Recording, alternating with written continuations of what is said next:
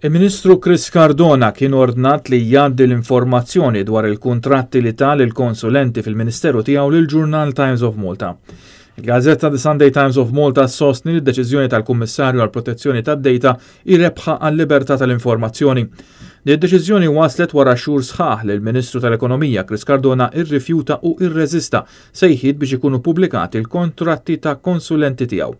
Il-ġurnal kien talab informazzjoni skont l-att dwar il-libertà tal-informazzjoni dwar il-kuntratti ta' Nadine Lija, illum maġistrat, ta' Chief of Staff Mario Azzopardi li kien ħar responsabilta għal kont ta' €750 f'xorb alkoholiku minn minibar fi 3 ijiem f'Lukanda f'Dubaj u l-kuntratti ta' 4 konsulenti oħra fil-Ministeru. Il-każ mar quddiem il-Kummissarju għall protezzjoni tad-dejta fejn talab li jara l-kuntratti bilha li jkun jista' jieħu deċiżjoni dwar il-pubblikazzjoni tagħhom. Anki hawnhekk il-Ministeru rrifjuta u mar quddiem it-Tribunal tal-Appell fejn allega li l-Kummissarju m'għandux il-poter li jitlob din l-informazzjoni.